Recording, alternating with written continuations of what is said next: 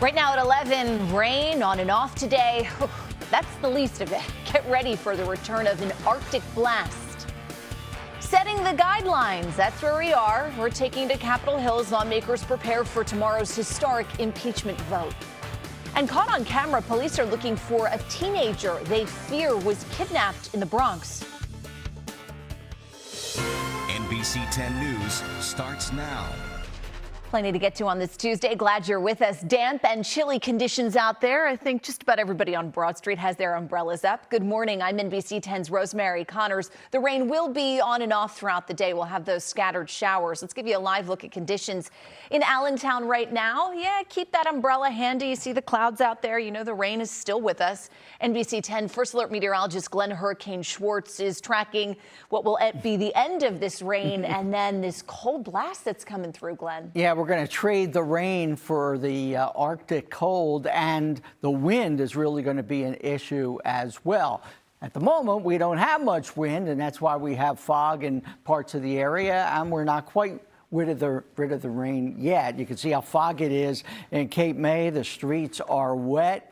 Easton, we've got wet conditions there as well. There's been some icing that has started to accumulate on some of the tree limbs up there, so we'll keep an eye on that. You can see some patches of mostly light rain out there at the moment, but really not a whole lot on the radar close by.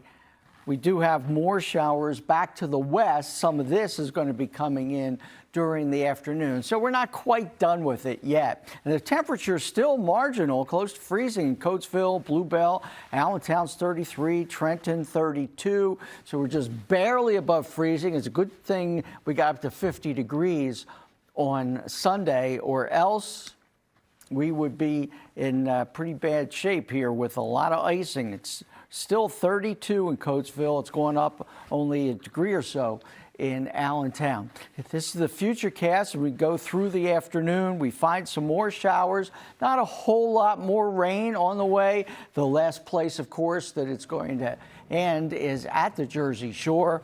And what it's going to be replaced by? Yeah, Arctic blast. We have feels like temperatures potentially dropping into the single digits by Thursday morning, and high temperatures only in the 20s on Thursday. We'll talk more hour by hour and when we get rid of this rain completely coming up. We'll see you shortly. Thanks, Glenn. Firefighters risked their lives putting out the flames at an energy storage facility in Southwest Philadelphia. Take a look. The fire happened at the Kinder Morgan plant. This is on Passyunk Avenue. It was last night. It started in the piping between the ethanol storage tanks. Fire Commissioner Adam Teal says a team had to go in, get very close to those flames to shut off a valve to prevent chemicals from escaping. Nobody was hurt. Investigators will now be looking into what caused this fire. The company tells us they have some air quality monitoring in place and they haven't found any problems. Of course, we'll keep you posted. Now to a story that's shaken a Philadelphia community. Two children came home from school, two siblings, to find their two mothers dead inside their Cedar Brook home. Investigators say after the kids made the discovery, they ran back to school for help. Police believe this is a case of murder-suicide. Both women died of gunshot wounds. Their children are just 6 and 12 years old. Police tell us the kids are now receiving support services to help them cope with this tragedy. In West Oak Lane, a man is dead following a shooting, and it's unclear if he was the intended target. Police say they found a man shot in the head sitting in the passenger seat of a car near 67th and North Broad Streets around 10:30 last night, about 100 feet away. Investigators also found a dozen shell casings. Police aren't sure if the man was simply caught in the crossfire as a bystander or if the gunfire was intended for him. Imagine this. You're an employee at a Dunkin' Donuts. You're working at night. Not one, not two, but 4 armed robbers come in there, try to rob the place. This surveillance video shows the employees struggling with one of the robbers. They were in the back room of the store on Wayne Avenue Saturday night. The worker was able to finally escape, ran outside. The robbers ended up getting away with about $100 before they took off themselves. Nobody was hurt. It has been 3 months now since Dulce Alaves disappeared from a park in Cumberland County. Now the reward for information that could help find the little girl is growing. People went door to door in Bridgeton yesterday handing out this flyer. It says the new reward now stands at $75,000. The goal is to remind everybody that the 5-year-old girl is still missing. Dulce Alaves was last seen at the Bridgeton Park back in September. The prosecutor's office there in South Jersey tells us they are continuing to work with the FBI on this case. Let's stay over in the Garden State for this next one. New Jersey lawmakers are moving forward with 3 controversial bills. Those measures are aimed at eliminating religious exemptions for vaccines, allowing undocumented immigrants to receive driver's licenses, and leaving it up to people living in New Jersey to decide whether to legalize recreational marijuana. All right, let's talk about the vaccination. The push to get more vaccinated kids in New Jersey schools sparked protests from parents in Trenton yesterday. Those parents say they should have the choice of whether or not to vaccinate their kids. A bill to eliminate religious exemptions for vaccinations passed the House yesterday. However, it stalled in the Senate. The bill's sponsors say they hope to have a vote in the near future.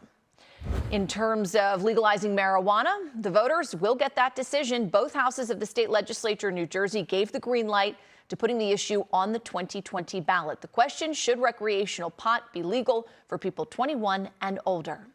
And then this last issue, cheers from the immigrant community filled the chamber after another key vote yesterday. Lawmakers approved a policy that gives undocumented immigrants the ability to receive a driver's license. The bill now goes to Governor Phil Murphy's desk for his signature.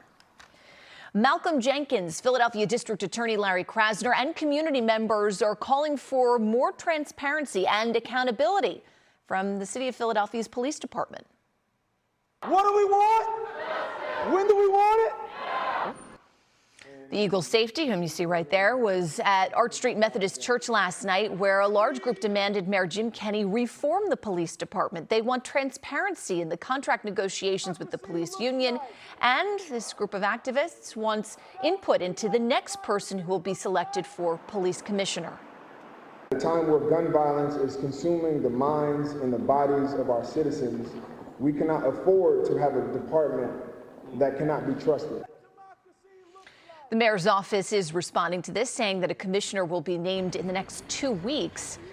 According to the Kenney administration, the mayor is looking for someone who is committed to community relations, community policing, and will receive respect from the public.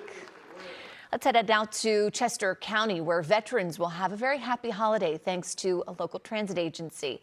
Take a look at these gifts being dropped off at the Coatesville VA Medical Center this morning. Hundreds of items were collected by the Transportation Management Association of Chester County. The agency gives rides to many veterans at the medical center. This is the 6th year for the gift collection drive. Everything from TVs to bath towels will be handed out to veterans and their families.